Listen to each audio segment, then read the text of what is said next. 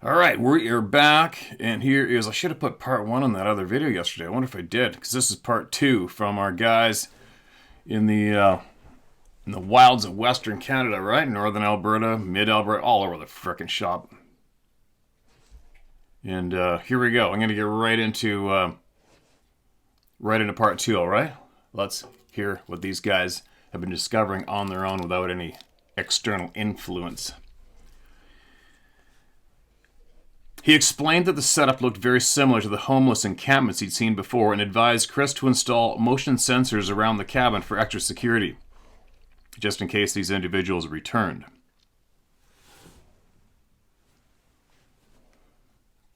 Chris thought it was an excellent idea. They made a trip back into Vancouver, gathered necessary supplies, and returned to the cabin. Once there, they installed motion lights around the property. And Chris even set up an electronic fence around the large garden, since he planned to replant and didn't want anyone or anything to take the vegetables. That's exactly what he and his buddy did over the next few days. They set up the fence, adjusted the motion sensors, and everything seemed to remain quiet for a while. Eventually, his friend had to head home. And as they said their goodbyes, Chris thanked him, saying, "Thanks for coming out and thanks for all your help. You're welcome here anytime." His friend replied, "Not a problem. You do the same for me." With that, his buddy left for Vancouver. Over the following months, as summer slowly yielded to fall and the first snowfall arrived, Chris began to notice more unsettling changes at the property. Every time he left for an extended period, whether overnight or for a couple of days to visit family or friends, he returned to find things moved around again. Small items were missing. While there was no evidence of a full-scale break-in, the recurring disturbances left him feeling increasingly uneasy. Almost every night, just a few hours after dark, various motion lights around the cabin would activate. Each time, Chris rushed to the windows to see if he could spot what was triggering them. But more often than not, nothing was visible. Then one early morning, as he lay in bed, the motion light outside his bedroom window suddenly turned on, and with an intensity that jolted him awake. Realizing immediately that something was off, he got up and peered out the window. At the bush line, what at first appeared to be a deer quickly revealed itself to be something far more unsettling. It looked mishappen, not all like a normal deer. As he strained his eyes, he saw that it was actually a person, cloaked in deer hide, crouched down, with footprints leading from that spot toward the cabin, looping back into the trees. Chris began pounding on his window and shouting, "Hello, who's there?" The figure stood up, met his gaze, and then abruptly turned and bolted into the woods, disappearing up the side of the mountain. Chris stood there utterly baffled, questioning who this individual could be and why they were dressed in deer hides. After all, his property was isolated, a long drive from Vancouver and far from the nearest town. In such cold weather, he would expect anyone venturing out to be bundled up in proper winter gear, not merely wearing animal hides. For the remainder of that night, Chris stayed alert in his living room, watching and listening intently for any further signs of movement from the motion lights. Despite his vigilance, nothing else occurred that night. The next morning, determined to uncover the mystery behind these disturbances, Chris bundled up and headed into the woods to track down the intruder. Eschewing heavy gear for mobility, he took a modest backpack filled with food, water, a Bowie knife, a pair of binoculars, and a blaze orange hunter tape, intended to mark trees and help him navigate back in case he ventured into an area where leaving tracks was impossible. For the next few hours, Chris followed the tracks that wound through the bush up the side of the mountain. And after some time tracking, he began to notice that the individual never seemed to take any breaks, while Chris himself was forced to stop several times. Although he was in his 50s, his years as a firefighter had kept him in excellent shape. He couldn't help but wonder how someone could navigate such rugged terrain in the dark without pausing, especially since he found it challenging to maintain the pace even in daylight. Eventually, he reached a ridge that overlooked a small valley with a glacial lake at its base. And peering down at the lake, Chris observed something moving along the shoreline in the snow. It wasn't just one object. Several things were moving near the water, but they were too far away for him to make out clearly. And reaching into his pocket, he pulled out his binoculars and looked down into the valley. and he could hardly believe what he saw. What was moving along the water's edge wasn't a herd of animals, as the figures were light brown and appeared to be people, clad in what looked like deer or elk hides, similar to the figure he had seen the previous night. And after a few minutes of deliberation, he decided that while he was curious enough to get a closer look, it could be dangerous since all he had for protection was his bowie knife. Note from A. Epping City Boys. Determined, he began descending the slope toward the glacial lake, a relatively short distance away. Partway down out of the trees, he suddenly saw someone walking. Instantly, he dropped to one knee, peered through the timber, and tried to discern the figure. Then, unexpectedly, the figure emerged from behind a large fallen pine tree not far from him. And Chris sat there, fixated on this stranger. An older man with long, unkempt black hair that looked as though he hadn't been washed in ages. The man was draped in deer hides, wrapped around his arms, draped over his body, covering his legs and feet. He looked utterly bizarre. As the man continued to stare at Chris, he abruptly turned and emitted a loud, yip-like sound that echoed down the valley. Chris had never heard a human make such a sound before, but as soon as that guttural yip rang out, every figure near the lake halted. It was clear they turned and fixed their gaze on him, their attention drawn upward along the side of the mountain. And at that moment, Chris realized he had to get out of there because, based solely on the attire and demeanor of the man before him, it was evident these were not mere junkies. These were individuals accustomed to living in the wild. Overwhelmed with panic, Chris turned and ran back up the slope. The man he had just encountered began yelling in a language that was completely foreign to Chris. Although he couldn't decipher the words, he could hear others down in the valley responding, and the sound suggested that they were rapidly closing in on him. When Chris reached the top of that ridge, he looked back and saw indeed that these people were gaining on him. One individual remained close behind, while several others down by the lake were just a short distance away. His heart raced as he mustered every ounce of strength to retrace his steps through the woods, using his blaze orange hunter tape as a guide back to his cabin. As soon as he descended the ridge, the shouting and screaming began to fade, indicating that he was distancing himself from the threat. Still, he paused and turned to scan the ridge, and there he saw a dozen figures silhouetted against the sky atop the ridge, motionless and not pursuing him. Once again, Chris took out his binoculars and confirmed what he had seen. A dozen individuals, all dressed in a manner identical to the man he'd encountered earlier, staring down into the woods in his direction. With no time to waste, he hurried back to his cabin. Upon reaching his cabin, he quickly jumped into his truck and drove back toward Vancouver, where he had cell service. He called his friend, explaining everything that had happened. His friend immediately advised, "Call the RCMP, get them out there, they'll handle it." So, Chris did just that, reporting the incident to the RCMP, who promised to send a couple of officers to investigate and speak with these people. Chris waited on the side of the highway for the officers to arrive. Once they did, he led them to his property and recounted his experience in detail. The officers even asked if he would take them up to the ridge. But Chris refused, explaining, "Nope, I'm not going back up there. There's a path you can follow. He showed them his blaze orange hunter tape and explained that if they followed the footprints in the tape, they would reach the ridge where they could see the lake. The two officers ventured into the bush, and later that evening they returned with their findings. They reported that when they reached the lake, there were signs of poachers in the area. They had found makeshift wooden shelters, animal remains from deer and elk, and numerous footprints, yet no sign of the people. The officers had dismantled and burnt the makeshift shelters, apparently as a warning to potential poachers. However, the officer's explanation did not sit well with Chris, and in his mind, poachers would not be dressed in animal hides. And the language spoken by these people was entirely unfamiliar. Convinced that something more enigmatic was at play, he called his friend again. A couple days later, though reluctant to return, they armed themselves with rifles and made their way back to the lake. They encountered no one along the way, but they did find the burnt remains of all the wooden structures the officers had previously destroyed. Chris remains at a loss for an explanation. He doesn't believe these individuals were simply junkies or homeless people. Instead, he suspects they might be part of a hidden or a lost tribe residing deep within the coast mountains.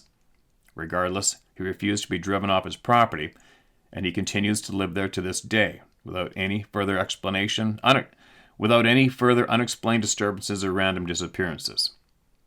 Personally, I believe that if a group of people truly resides deep within the coastal range during the winter, especially in conditions where snow is nearly unimaginable, and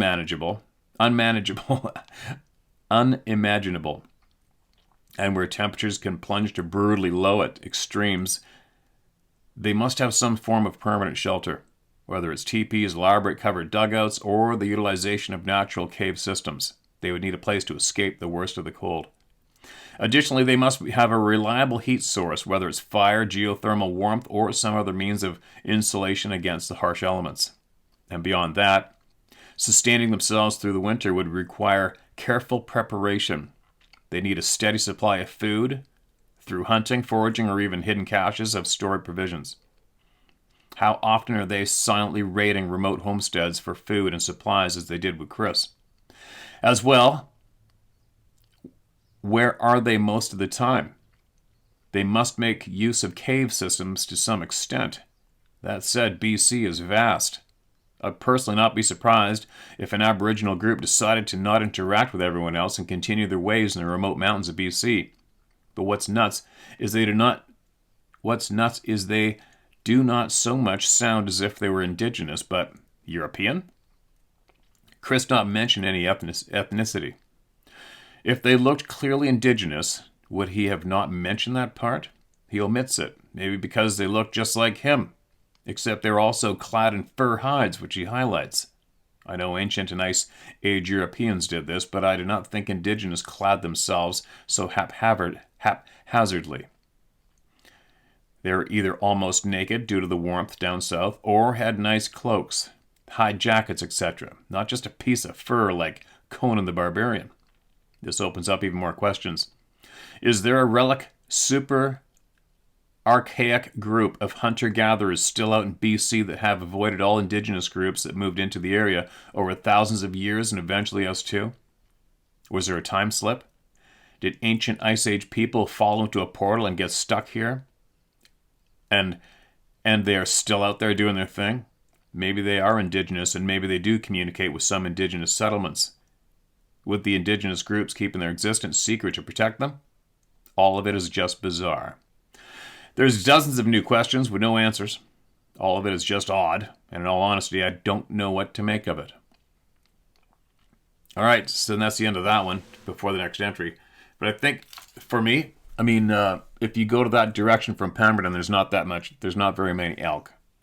You got to get over it. There's a few elk have been starting to show up in the Pemberton Meadows this past 4 years, but only like 6 or 7 of them. The Squamish Valley has elk. Never know.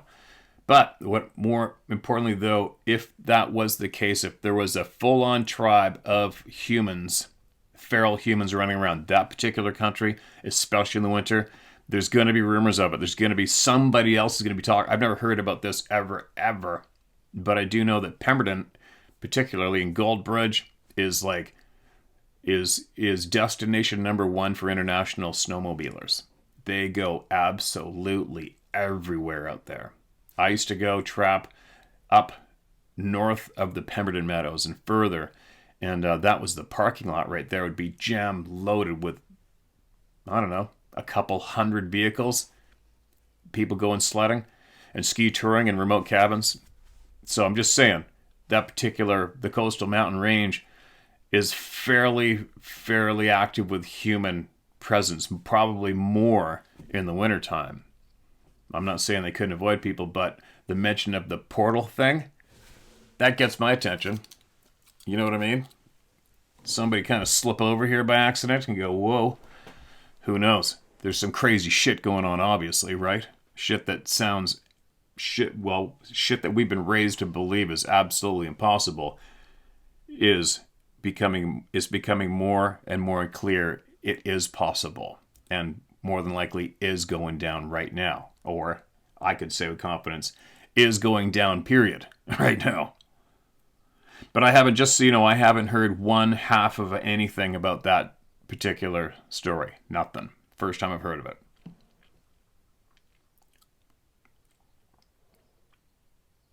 For the seventh account, this is in relation to Darren's encounter in the mountains outside of Grand Cache. This account is very bizarre. I'm going to highlight a few years old account that occurred up in the Beaver Dam Road in the Albertan Rockies around Cow Ridge, bordering on the Kakwa Wildland Provincial Park northwest of Grand Cache, Alberta. This is some of the most remote parts of the Rockies in Alberta. There are no large population centers close to it. I find it interesting, as Darren does, lots of forestry work in this area. As well, once again, the connection of high elk populations, western Alberta, has the greatest concentration of elk in North America. This is not an accident when realizing the amount of encounters that occur along the eastern slopes of the Rockies. In October 2022, a 61-year-old retired contractor named Al began his day in his modest two-bedroom home in Grand Prairie, Alberta. After spending 3 long weeks meticulously combing through thousands of trail cam photos and poring over countless maps in preparation for his upcoming elk hunt, he finally felt ready to put his plans into action. Al was not your average weekend warrior. He had been immersed in the hunting lifestyle since childhood. From the tender age of 5, he learned the ways of the wild alongside his father, and after his father passed away, Al was 30. When Al was 30, he and his brother had forged a ritual of annual trips to the rugged Rocky Mountains of western Alberta. For 27 years, the two had spent entire elk seasons deep in the bush, their hearts alight with the thrill of the chase and the quiet camaraderie of shared adventures. Sadly, 4 years later, his brother had passed on, leaving Al to navigate these sacred hunting grounds entirely on his own. The solitude had slowly crept into his once joyful expeditions, so that now he chose to limit his hunts to 1 or 2 weeks at a time rather than the full season. That night, as Al climbed the stairs to his room and lay in bed trying to quiet his racing thoughts, he couldn't help but feel the tension of anticipation mixed with a profound sorrow. Tomorrow promised to be the culmination of months of legwork, hours spent tracking, mapping, and predicting the movements of a majestic herd of elk. And through his excitement, burned bright at the prospect of the hunt, it was dimmed by the ache of missing his brother, whose absence turned every memory of the mountains bittersweet. The next morning came early, 5 a.m. Al awoke, showered, ate a quick breakfast. After exchanging a heartfelt goodbye with his wife, who, though anxious about his solitary adventures, had always believed in his unmatched ability to survive in the wild, Al shouldered his rifle and made his way to his truck. His wife's silent encouragement, a gentle hug before he departed, reinforced her faith that if anyone would conquer the formidable Rocky Mountains of western Alberta alone, it would be her beloved husband. Al then embarked on a 4-hour drive southwest of Grand Prairie, journeying toward the hunting grounds with practiced ease. Exiting Highway 40 onto a small gravel road called Beaver Dam Road, he drove another 15 miles until he reached an old logging road running up the side of a mountain. A road steeped in his own childhood memories. This was the area where he had learned the art of the hunt, where every rock and tree held a story, and where he felt most at home in solitude. With a confident turn onto his familiar logging road, he continued his ascent in his trusty Chevy Silverado, his truck camper securely mounted on the back. After another 7 challenging miles winding up the rugged mountainside, Al finally arrived at the vast clearing along the side of a ridge. This clearing was hallowed ground, a place where, as a boy, he had camped with his father and brother, where every visit had been filled with warmth, laughter, and the timeless rhythm of nature. Standing there in that serene, expansive space, Al felt an almost overwhelming sense of belonging. He stepped out of his truck, inhaled deeply the crisp, pine-scented mountain air, and instantly memories of hunts past flooded back to him. He could almost sense the presence of his father and brother, as if they were standing beside him, urging him onward. In a tender moment of tribute, Al reached into his jacket, produced a small flask of whiskey raised in silent solitude, murmured, "This is for you guys." He took a swift, bittersweet swig, then carefully returned the flask to his coat before turning his attention to setting up camp. Noticing it was only the afternoon, Al decided this was the perfect moment to embark on a scouting walk. It had been weeks since he'd last retrieved his camera cards from the trail cams scattered across the valley, and he felt a strong pull to review his progress. Reaching into his truck once more, he pulled out his rifle case, removed his rifle, slung it over his shoulder, and set off into the woods with determined purpose. He followed a narrow, almost hidden trail that led from his camp to another ridge, one that overlooked an absolutely massive, sprawling valley, dominated by the powerful flow of a big river, the mighty Kakwa River, carving its way through the landscape. This valley, like much of the wild, untamed Rockies, was a realm of endless possibility. In fact, Al, along with his father and brother in days long past, had built this very trail. Every summer, he and his brother would return to clear away fallen timber and block their path, ensuring the route remained passable so they could explore the valley in all its vast glory. Reaching the other ridge, Al paused to take in the breathtaking scenery. The valley stretched out before him like an ancient tapestry, woven with streams, forests, and rugged outcroppings. He stood there for a few precious moments with his binoculars poised, revisiting memories of countless summers spent in the magical place, and his passion for the hunt was evident in every detail. Over 30 cameras lay hidden in various vantage points throughout the valley, all meticulously placed to capture the subtle movements of elk. He knew the patterns well, the seasonal migration, the subtle cues in the landscape that heralded the arrival of the magnificent bulls he so eagerly sought. This season he had his heart set on a particular elk, a massive, awe-inspiring bull whose sheer size was the stuff of legends. As he stood there on the plateau, the memory of those captured images of the giant bull filled his mind, stirring both excitement and sense of destiny. He had his binoculars trained in the valley, when suddenly, movement caught his eye. Off to his left, something stirred. A fleeting glimpse of a massive black figure, pushing what appeared to be a huge boulder up the side of a ridge. His first instinct was to dismiss it as a bear, yet the figure's movement was too deliberate, too controlled, more akin to a human's purposeful stride. Questions raced through his mind. Who could be pushing such a rock? And how was it that this individual or creature managed to do so effortlessly on the steep mountainside? He curiously was PQ'd. And rather than leaving the mystery unsolved, he resolved to uncover the truth. He needed to know who or what was behind the strange occurrence. With that resolve burning in his chest, Al began a cautious journey along the ridgeline. He kept low among the trees, moving as silently and stealthily as possible to avoid detection. And approximately 200 yards away from where he had first spotted the mysterious figure, his view was suddenly obscured. And instantly he dropped to one knee behind a fallen weathered tree, pulled out his binoculars, and scanned the ridgeline intently.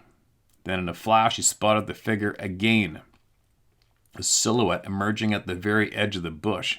The figure was seen hefting a boulder and placing it atop an odd assembly of rocks that resembled a primitive burial mound. The arrangement was meticulous, almost ritualistic in nature. And at that moment, a realization struck him with a chilling clarity. No ordinary person could lift such a massive rock.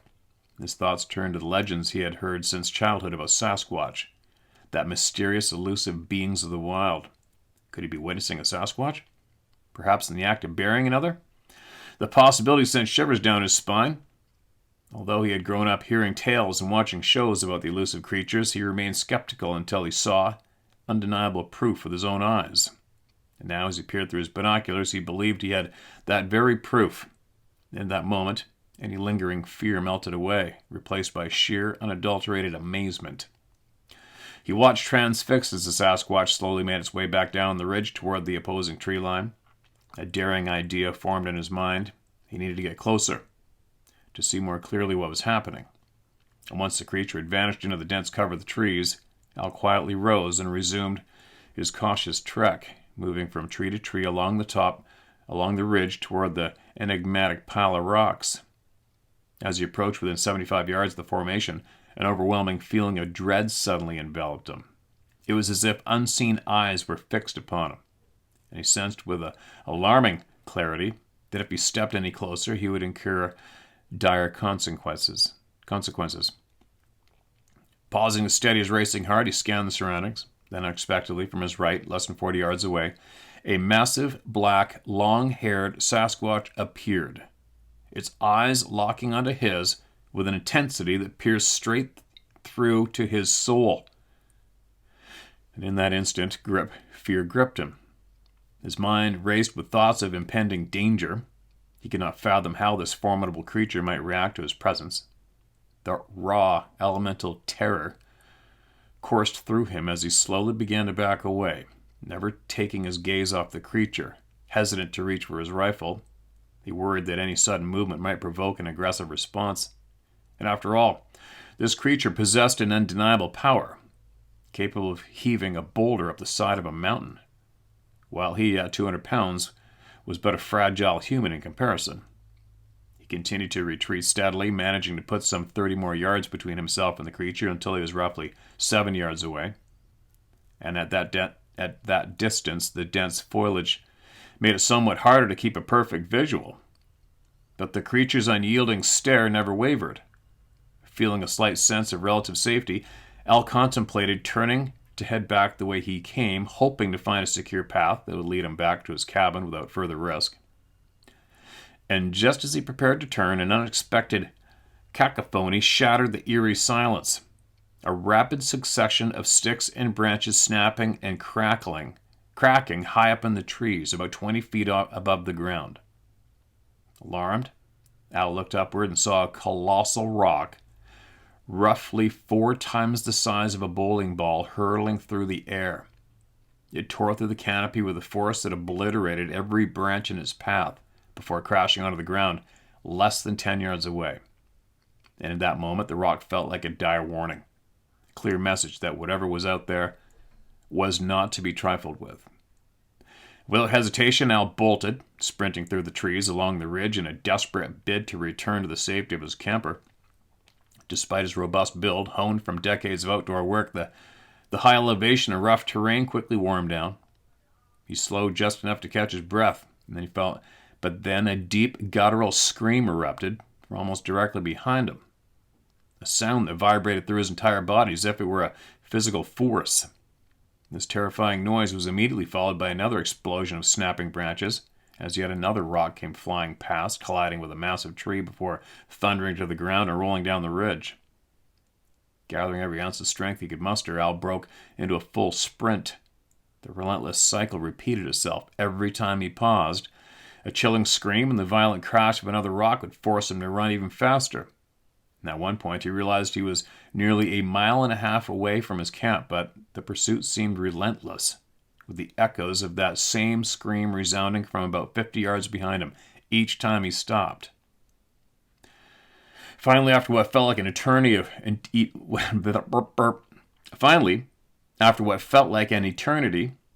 harrowing flight through the forest, Al reached the plateau at the top of the ridge, where the narrow path led back to his camp.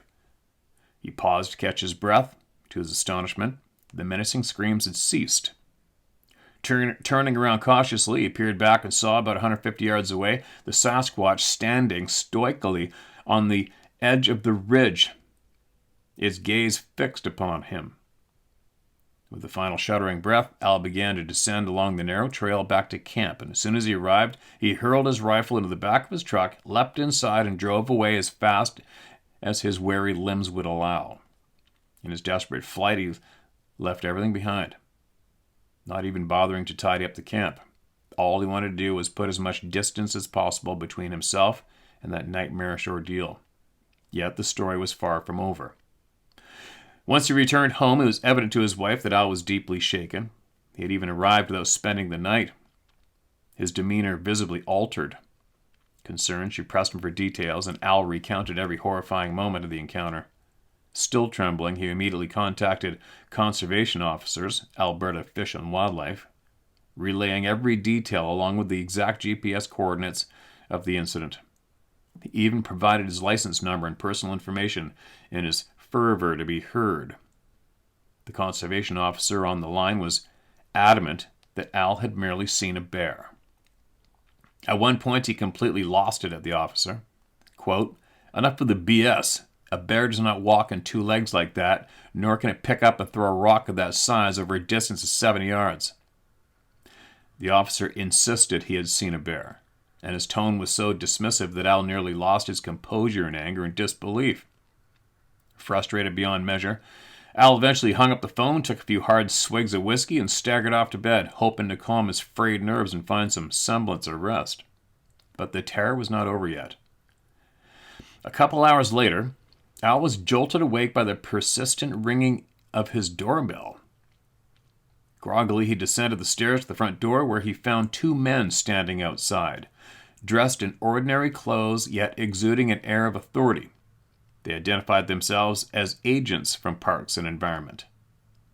Despite their professional roles, they looked nothing like the stereotypical overweight bureaucrats that made up Parks and Environment. There's a certain ruggedness to them. They weren't with Parks and Environment. It was around 3 a.m. when they arrived. Before Al could utter a word, the men barged into his home, nearly shoving him aside as they closed the door behind them without any preamble, one of them demanded. "Do you have pictures?" Startled, Al stammered, "What?" The question was repeated insistently, and Al explained, "No, I don't carry a camera on me. I had my phone, but it was in the truck. I have GPS coordinates, which I already gave to conservation. Why are you here?" And their response was chilling. "None of this happened, and you're never to go back to that area again, or you will be arrested." Shaken to his core, Al closed and locked the door, only to find his wife waiting on the stairs with a look of utter confusion. "Who are those people?" she asked softly. Al, still reeling, could only reply, "I have no idea, but I'm pretty sure I just got threatened with arrest." That night, Al and his wife went to bed, their minds heavy with unanswered questions. The following morning, the lingering sense of unease compelled Al to return to his camp, only to confront his fears and reclaim the remnants of his equipment. Despite his wife's protests, she understood that once Al set his mind on something, nothing could stop him. Determined, he got back in his truck and headed back toward camp. And as he pulled off Highway 40 onto Beaver Dam Road, his heart sank when he discovered that the road leading to the camp was completely blocked by a phalanx of vehicles. Multiple conservation officer trucks, several unmarked vehicles, and a couple of RCMP patrol cars formed a formidable barricade right at the entrance. Then, to his horror, the same two men who had intruded upon his home the previous night approached his truck once again. They were still in plain clothes and clearly not happy to see him. They warned him in no uncertain terms, "We told you last night that if you ever come back here, you'll be arrested. This is your last chance. Leave now. Don't say anything else about this, or you will be looking at serving time." Perplexed and terrified by their threat, Al asked, "Why are you threatening to arrest me?" The reply was curt and unyielding, "Leave now, or you're under arrest." Realizing that he had little choice, Al turned his truck around and began the long, painful drive back home. And Al remains convinced that what he witnessed on that ridge was not a figment of his imagination, but a genuine encounter, a Sasquatch burying another Sasquatch. What confounds him even more is the manner in which the conservation officers dismissed his account as merely a bear sighting, only to have these men later arrive at his home and block access to the area. In his eyes, no ordinary poacher or vagrant would go to such lengths to cover up the truth. Al suspects that he's not alone in this experience, that there are others who have seen similar things, and that some authorities might be concealing the reality of these encounters. This unsettling possibility has left him deeply distrustful of those who are supposed to protect and inform the public. You mean those guys in Canada that beat the shit out of citizens? Gotcha.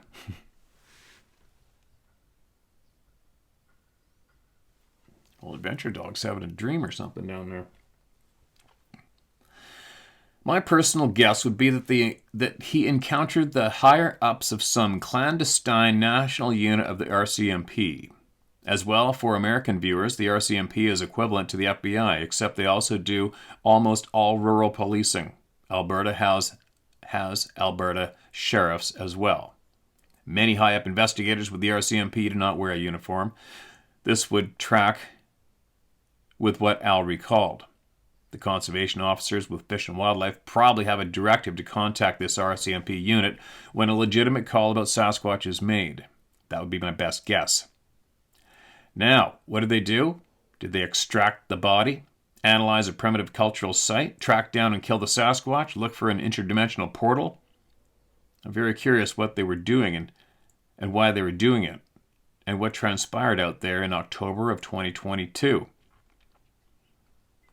For the final account, I'll highlight what occurred to me in the winter 2017 in and around High Level. These are 2 chapters from my book and highlights what weird, unexplainable stuff can happen in the wilderness of the North. As well, it highlights Dene indigenous mythology and lore that I feel may be closer to reality than I would like.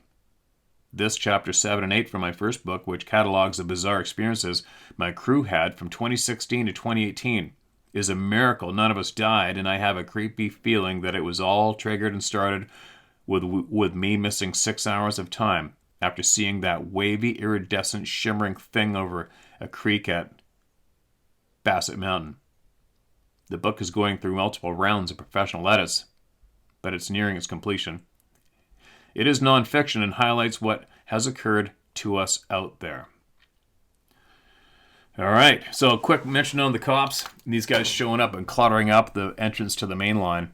Again, I've never heard of that happening ever. That's just me. But I haven't heard of that happening ever. And considering the amount of Sasquatch sightings that are just around right here where I am, or where I was in the Sea to Sky Zone, Lillooet, Pemberton, Gulbridge, up north, never heard of anybody seeing a group of law enforcement officers doing that once. Not once, not me. Just saying. Just saying, because the frequency of sightings, and if that's the reaction, that shit should be going down all over the place all the time, you'd think. All right?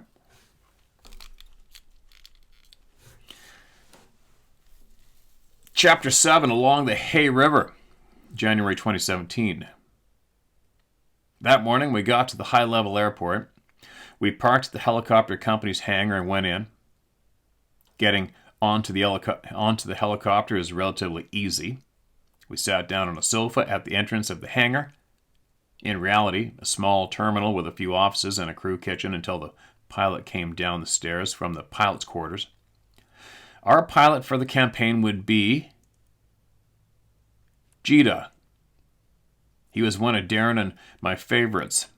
We had both worked with him on separate projects. A soccer-loving Yugoslav of Bosnian Serb extraction. He had fought in the war as a pilot and still flew helicopter like he was in it. We loved it when he flew, though. He was safe, quick, and could extract us out of seemingly impossible areas. The guy had military precision, that was assured. He was very calculating and taking risks, as we respected him for that. Helicopter, after all, is tough and unbelievably dangerous. Darren and I were waiting for him in the entrance hall. Gita was a tall, lanky fellow, well over 6 feet tall, always with an inquisitive squint.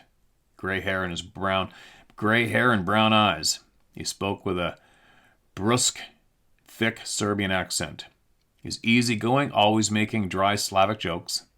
We enjoyed his gallows humor. He was very proud of his son, who played soccer on the Bosnian national men's team. Gita appeared at the top of the stairs in his one-piece helicopter suit. He was smiling as he came down the stairs. Anders, pronounced Anders, and Darren, quote, Anders and Darren, you now work together? Very good. Who's ready for some flying in the cold and snow? Darren and I stood up, shook hands with him. The man gave a good, firm handshake. Darren replied, you bet, Gita. Let me double check I'm pronouncing that. All right. Hold on. Damn. Sorry. Gita. Sorry. Gita.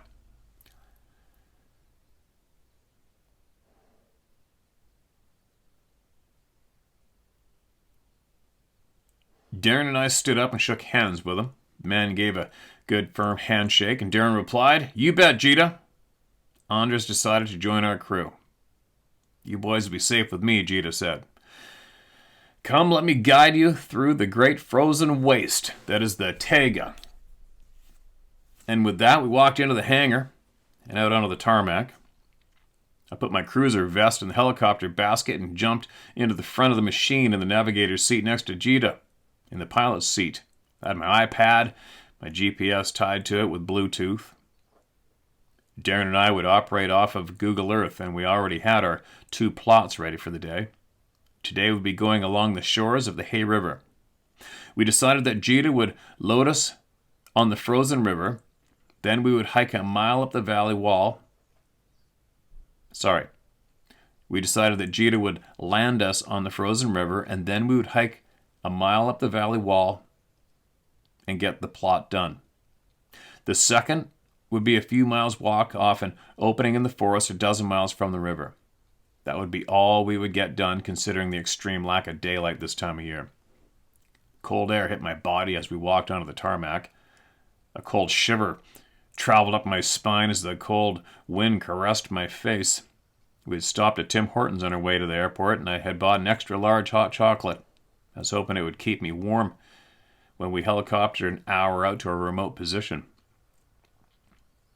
I walked up to the helicopter, climbed into the navigator's seat in the cockpit next to Gita. He flashed an excited smile and gave a thumbs up. I strapped in as the rotors started to whir. I put on my radio headset. It was a 1970s classic headset that was aqua in color. Aren't they all? I think they all are, aren't they? I could hear Gita talking to air traffic control as we rose up into the sky. We gained 1,000 feet of elevation fairly quickly. The early dawn landscape was a mix of white snow and white ice fog. The higher we went, the greater the vast view of the landscape we had. And as we flew, we could see all the surrounding mountainous uplands rising up from the flat, frozen, swampy plains below. We could see herds of bison, lone traveling moose, smatterings of elk and caribou as we headed to the northwest. The land, in a perpetual slumber below us, rested as we flew onwards towards the valley that held the Hay River. The sky was gray. It was quite cold, around 20 degrees below zero, and finally the Hay River opened up ahead of us. We began to descend. There was around 4 inches of fresh snow sprinkled among the landscape, and as the helicopter landed, it was whipped up in a blizzard-like torment. Gita would drop us off, then go land at an opening somewhere else near to us as we were being dropped on river ice. Brando let us borrow a Garmin InReach device. We would send a satellite message through it to Gita to pick us up when we were ready. We bid him farewell and jumped onto the ice. The wind from the helicopter rotors whipped us along with a stream of snow. Got our gear out of the basket, leaned down, and waited for Gita to take off. And as he lifted into the sky and flew away, Darren remarked, There isn't a single soul. There isn't single soul save Gita out here with a... There isn't single soul save Gita out here within 100 miles. We're utterly alone. It was cold and silent around us. You could hear a pin drop. The faint sound of wind permeated through the landscape. It was more of an underlying hum, though. Not a breath of wind hit our faces or the trees around us. The everlasting stillness sucked out the sounds, thanks to the copious amounts of snow that belied everything, trees and ground included. We were in a literal frozen winter wonderland. Quote, "We chose this job for these moments, Darren," end quote, I remarked back to him as we trekked into the frozen taiga beyond the river's shore. Darren climbed up into the mass of snow and spruce as I followed in his snow-filled prints. The trees were tall, next to the river, upwards of 100 feet. In front of us was a vast sea of white spruce trees, and they were truly white, covered in snow. Their branches weighed with many inches of the white stuff. We were both wearing jackets and hoods and had them over our toques as snow was coming down onto us with every step we took. We slogged halfway up the valley wall and came up to the coordinates that would mark our plot. The second we got to the location of the plot, we started a fire. We were going to be stationary, measuring trees and analyzing vegetation for the next couple hours and warming ourselves around a fire was a must. All the wood was covered in snow, though. We managed to scrounge up enough dead wood excuse me, to get the sucker lit. We had to measure a 20-foot radius outward from the fire, then mark every tree within it. And after that, we had to measure the trees' heights and diameter at breast height, dBH, and then analyze their understory, doing the same. And after that, we had to guess what species all the shrubs were by identifying only their twigs, as no leaves were obviously present. We'd gotten pretty adept at all. We had gotten pretty adept at it. One guy sat in the middle next to the fire and wrote down the data on an iPad that was attached to an external power pack, while the other did all the measurements and shouted out the numbers. We'd switch every 20 minutes or so. And I'm not going to lie, it was nice standing next to the crackling flames. The day went on. Felt very remote and dreary. It was cold. When standing away from the fire, my toes were starting to get cold, in spite of my minus 50 degree rated cold rated work winter boots. The forest surrounding us was all encompassing. We were in a sea of spruce. It was a large stand with more than a few trees with 3-foot thick stems. Some trunks were 5 feet in width. It was a valley. It was a valley side, so it was undulating. You could tell that everything was decked in moss underneath the snow. There was a healthy number of bare shrubs about as well, holding a small amount of snow on their bare stems. Quote, "This is some of the richest forest in the region, come summer," I thought. More than 3 hours had gone by. I was measuring understory stems on the very edge of the circle.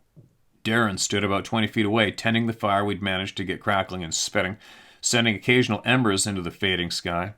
The light was already dimming, even though it was past 2 p.m., the pale winter sun hidden behind the thick clouds.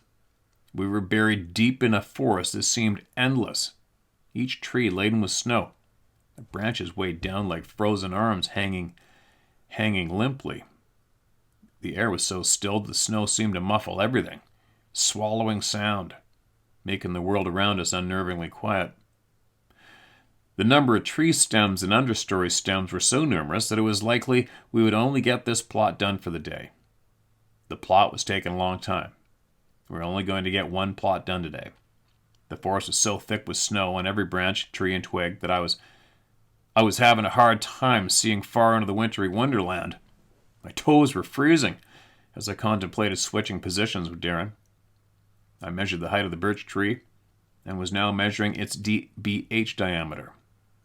I felt an odd sense, a kind of pressure in my forehead, facing away from our plot.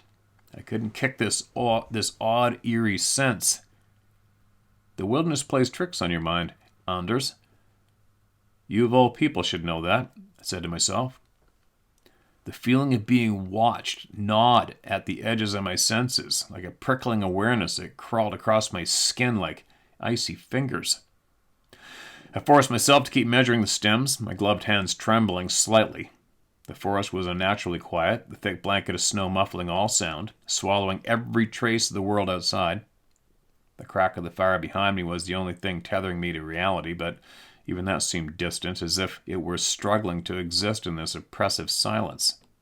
And then, slicing through the hush, came a sound that rooted me to the spot. A voice. Faint, lilting, unmistakable. Quote, "Anders, come here. Anders, come. Anders." It was my mother's voice. I froze, my breath catching in my throat. The voice echoed softly, luring, pulling, as though carried on the tendrils of a dream. But this wasn't a dream. It couldn't be. My mother was far away, hundreds of miles to the south, nowhere near this desolate stretch of forest. My pulse thundered as I turned slowly toward the direction of the sound. The snow-laden spruces loomed like silent sentries, their skeletal branches clawing at the dimming gray sky. The weight of the snow draped them into a ghostly shroud, transforming the forest into a monochrome cathedral of dread. The spaces between the trees yawned dark and endless, like portals to something beyond comprehension. Anders, the voice called again, faint and persistent, weaving through the stillness like smoke. My breath puffed in ragged clouds before me as I stared into the shadows, every muscle in my body coiled with tension. This isn't real, I muttered under my breath, trying to anchor myself. But the sensation of being watched surged. Growing heavier with every passing second, the brittle crust of snow beneath my boots seemed to tremble as though the forest itself was alive, pulsing with an unseen energy. My blood turned to ice. Whatever had made my mother's voice, it wasn't her. In no way it could be. I squinted in the gloom, my eyes darting from shadow to shadow, seeking any hint of movement. The trees stood tall and silent, their forms grotesque in the failing sunlight, yet the feeling persisted. A queer, insidious sense that something in the forest was watching, waiting, its gaze searing into me from the endless shadows. What the hell is out there? I whispered to myself, barely audible over the rush of my own pulse. The silence deepened, as if everything around us was holding its breath, and in that silence I felt it. Something lurking, just beyond the edge of reason, concealed by the veiled spruces, tethered to the creeping shadows of the frozen forest. Darren's voice cut through the eerie stillness, jarring contrast to the suffocating quiet of the forest. "What's up, man? I didn't catch your last number," he called out, his tone casual but tinged with curiosity. I turned to him unsettled, my voice low and uneasy. I heard something calling my name just beyond the trees. Did you hear anything?"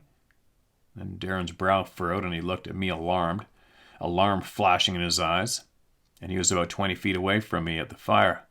"What?" he asked, confused. "I didn't hear anything over the fire." The silence around us now felt oppressive, heavy, as though the forest itself was conspiring to swallow us whole. I swallowed hard, my mind racing. Am I going nuts? I thought to myself, am I losing it? I imagined the voice, but no, it had been so clear, so unmistakable, it was Mom's voice. It had come, faint and beckoning, drifting from the shadows. "You sure you didn't hear it?" I pressed, stepping closer to the fire, his warmth licking at my cold skin. Darren shook his head, his confusion deepening. "No, man. All I've been hearing is the fire crackling." Now that I was beside him, the roaring flames seemed louder, their sharp pops and sizzles drowning out the quiet around us, and I understood why Darren hadn't heard anything. The fire was a comforting barrier, its sound anchoring us in the moment. And I inhaled deeply, then let the words spill out in a hurried whisper. "Darren, I swear I just heard my brother's voice. She was faintly calling my name, like she was trying to draw me deeper into the woods. And it wasn't from the direction we came. It was the opposite. My mom isn't out in the bush here, man. F that, man. Just F that." "That's weird." Darren's face stiffened, his usual calm demeanor slipping into unease. "Let's just wrap this up," I added, glancing back toward the shadowy forest, skeletal trees standing in eerie defiance of the firelight. "I want to get out of here now." The tension was palpable as we worked in silence, the oppressive stillness of the forest pressing in like a phantom we couldn't shake. Darren was on edge now, his usual composure unraveling. His eyes darted through the forest, scanning the shrouded stillness that seemed to lean closer with every breath. "You're right, man, it's creepy out here," he admitted, his voice low and tight. "And you know what's weird? I got this feeling like we're being watched, like something or someone is out there just beyond the trees staring at us." He turned slowly, his eyes probing the dark labyrinth of snow-covered trees, the twisted limbs swaying faintly, shadows writhing like whispers of an unseen presence. The silence wasn't just heavy now, it felt alive. It absorbed our every noise, swallowing the crackling fire, the crunch of the boots in the snow, even the sound of our breath, leaving behind an unnatural, almost sacred stillness. We worked quickly, the weight of the unseen eyes pressing us to finish. Darren took over the measurements, his movements quick and deliberate, though his eyes kept flicking toward the forest's edge. "I think I hear something," he muttered. his voice barely audible above the strange, muffled quiet. He paused, his head tilting like an animal sensing danger. It's coming from the direction where you heard the voice. I swear I hear footsteps in the snow. The word sent a chill racing up my spine. Was it the wind? I thought desperately, clinging to rationality. There was barely any, but it had to be. It must have been. I just anthropomorphized. That's a big word for me, man. Just kidding. I just anthropomorphized a natural noise with my mother's voice. It had to be that. What else could be out there? It must have been me just being tired, cold and stressed, right? I must have been thinking of my mother, except I wasn't. And I knew that I hadn't. Every logical explanation I reached for seemed to crumble in my hands. The voice couldn't have been the wind. It wasn't my imagination. And why had it been my mother's voice? Clear, familiar, impossible? I bent down to extinguish the fire. The glowing embers hissed as the flames died. As if summoned by the darkness, an eerie, long, mournful, moaning cry broke the stillness. The sound reverberated through the trees. A chilling wail that seemed to vibrate through the very air, carrying with it some kind of unknown terror. Darren froze, his face pale, his eyes wide. "What the F was that?" he whispered hoarsely, glancing around like a trapped animal. Excuse me. I felt my heart hammering against my ribs, my instincts screaming at me to leave. "Let's go, man," I urged, my voice tight, my words clipped. Without hesitation, I sent an in-reach message to Jita, signaling for immediate pickup at the extraction point along the Hay River. The forest loomed as we hurried away, the snow-covered trees seeming to close ranks behind us, sealing off whatever presence we left behind. Every step felt heavy with dread, as if the land itself bore witness to something we're not meant to see, not meant to hear. We retraced our steps swiftly, the fading daylight transforming the forest into a realm of shadows and unease. The trees, their branches heavy with snow, loomed darker, more ominous, their twisted shapes forming an oppressive canopy that seemed to swallow the dimming light as the daylight started to really fail. The shadows stretched long and jagged, shifting like the fingers of some unseen entity reaching toward us. The feeling of being watched clung to me like a cold mist, prickling my skin and setting my nerves on edge. Darren and I walked in tense silence, the shared unease between us palpable. Our usual banter had been silenced, crushed beneath the weight of whatever had happened back at the top, at the plot. Each step we took echoed in the snow, the sound unnervingly loud against the suffocating stillness. Each step was a reminder of the growing distance between us and whatever had called my name. I glanced over my shoulder more than once, unable to shake the thought that something or someone might be following. The forest, once my haven, now felt alive in a way I couldn't explain, its quiet depths pulsing with hidden intent. Every small noise, the crack of a twig, the faint rustle of snow-laden branches, the distant whisper of the wind, winding through the trees, set my imagination aflame. I pictured dark forms shifting in the periphery, silent watchers in the suffocating gloom. Darren's unease mirrored my own. I could see it in his way, his shoulders hunched and his head jerked toward the slightest sound. His eyes darted nervously, scanning the shadows for any flicker of movement. The silence between us was thick, pressing down on us, as heavy as the snow in the branches overhead, a silence filled with unspoken fears that neither of us dared to voice. It was as if the forest itself was holding its breath, waiting for something we could not see, but could feel, watching, listening, and biding its time. We finally emerged from the forest's grasp, stepping onto the frozen banks of the Hay River where the helicopter was to retrieve us. The sight of open sky brought a fleeting sense of relief, its vastness a reprieve from the suffocating labyrinth of trees we had left behind. I checked my inReach device. Jita had confirmed our extraction and was en route. Yet the unease lingered, clinging like a second skin. The river's icy stillness mirrored the tension in the air. We stood side by side, staring at the horizon, our breath fogging in the frigid air, waiting for the salvation of rotor blades. The cold bit sharply at my face and hands, but it was the invisible weight of the force that kept me vigilant. The wind, which had been dormant for hours, began to stir. It carried with it the faintness whispers, as though the force had left behind, refused to release its grip. The wind carrying its voice, trailing us like specters. Each moment stretched into what felt like an eternity. The minutes ticked by, but my thoughts circled back to that haunting voice calling my name in the depths of the trees, my mother's voice. Impossible. Disembodied. Floating in the heart of nowhere. I tried to untangle the rational from the irrational, but every thread I pulled unraveled into my mystery. Then, a faint rhythmic thump reverberated through the air. Relief flooded through me as the helicopter's sound grew closer, cutting through the cold twilight.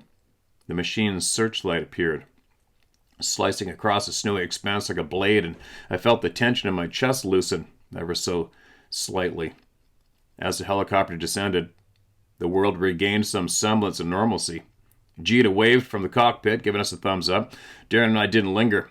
We scrambled into the cabin, the hum of the rotors and the sudden warmth embracing us like a sanctuary. And as we lifted off, the forest spread out below us, a sprawling expanse of snowy serenity, broken only by the dark spines of ancient trees. From above it seemed tranquil, almost inviting, its vastness betraying none of the dread it concealed. I glanced at Darren. He's staring out the window, his face pale, his eyes distant, as though searching for answers in the endless sea of trees, and I understood the feeling. The force might have let us go, but it had left a mark, an invisible tether pulling at the corners of our minds, whispering that it was not finished with us yet. The headset crackled as it broke the silence. Do you think we imagined it? My voice felt foreign, subdued, as though the question hung heavier than the sound of the rotors. And Darren glanced at me, and his expression was unreadable beneath the headset. Slowly shook his head. I don't know, man, but I heard something out in the bush, and that moaning. We both heard that. It wasn't wind. His voice, usually steady, carried a tremor, an edge that betrayed his unease. Whatever it was, I don't want to experience it again. And I nodded, though his answer brought little comfort. The helicopter surged onward, its frame vibrating with the rhythmic churn of the blades, pulling us further from the Hay River and the force that still clung to my thoughts like a shadow. Bit by bit, the taut coil of fear in my chest began to unwind, though it left behind a hollow ache, as if the questions it carried demanded answers I would never find. Was it the wilderness playing tricks on us? A figment of fatigue, cold, and the isolation gnawing at the edges of our sanity? Or was there something out there, a presence beyond comprehension, lurking just out of sight in the vast, unknowable expanse? As the helicopter banked and the sparse lights of the airport shimmered into view against this encroaching dusk, I forced myself to let go, to push the thoughts into the periphery. We'd made it out, and for now that was what mattered. The cold had seeped into my bones, and the body ached with weariness. Hunger gnawed at my gut, tethering me to the tangible needs of the moment. But even as I tried to focus on the here and now, I knew the forest had left its mark. My mother's voice, impossibly calling my name, would remain etched in my memory like a riddle I could never solve. The feeling of unseen eyes piercing through the trees, predatory, otherworldly, would follow me into my dreams. The wilderness had bared itself, a fleeting glimpse that I felt more like a warning than an invitation. And as we touched down, I turned to Darren. He looked out the window, his face pale, his eyes shadowed by thoughts he hadn't voiced. The wilderness wasn't just a place. It was a threshold, an ancient and restless domain that reminded us how little we truly knew of what lay beyond the borders of our comprehension and understanding. There you go. I'll cut her shy there. There's another chapter. It's funny when we say this one's a book for length of email. Actually, this is a book. But it's interesting. You know, he's written down his experiences into book form. Some people may be interested, some may not. But it's based on truth, so there you go. I guess, and as well, we can make this book available as soon as he comes out with it. We can make it available to everybody who's curious, because it sounds like there's going to be a lot in there, right? But I'll finish this up tomorrow. All right, tomorrow, and then we'll get back to our long list of voices waiting to be heard, and truth to be flowing. Excuse me. So I also received, I'll give you a quick glimpse. I received an email from a young lady who emailed us earlier. I have to get a little organized with emails because she sent me a video from her brother, and there's clearly 1, 2, 3, 4, I think 5 beings in this video. Check it out. I'll just give you this quick heads up glimpse right now, and later on I get a little time. I'll see if I can't stabilize it, zoom it in, and see exactly what we're looking at, because there wasn't too much description of what's going on here. So if I can see that, here comes another something ripping along the bottom of the meadow there, up to the 1, 2. There's 3 beings there, 3 or 4. A little closer maybe. And here comes, there's another one right there. 5. And the video stops. And there's audio too. So I'll see what I can do with that and make sure I have all of her emails in a row so I'm not going to miss anything in the description of this, because right now I haven't a clue what's going down there. All she said was it was her brother's video. Here you go. I'm like, oh, there's something odd. So there you go. I will be back tomorrow, and we will finish what Anders and the men have to share with us, and then I'll hopefully have this video slowed, stabilized in a way so we can see what's going on and make sure I have the full story with it. All right? There you go. Share my story at howtohunt.com. Get it to me. We'll be back later. I found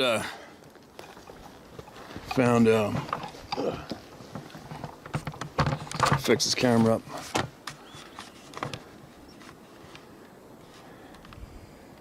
It's funny, in my travels I found one spot I've seen. I'll take you guys there sometime. Huge mature timber, never been logged before. And I found like 12 cedar poles, way bigger than these ones, all leaned up around a big fir tree in the middle of nowhere where it's impossible to get equipment. It is what it is. When you know these beings are running around, nothing's really surprising. It's like, oh, well, whatever that means. It is what it is, but I'm slowly making my way to bail over the edge and go straight down this mountain as I'm looking for something unrelated. But it's funny when I see something like this, and the direction of gravity is actually, well, let's take a look.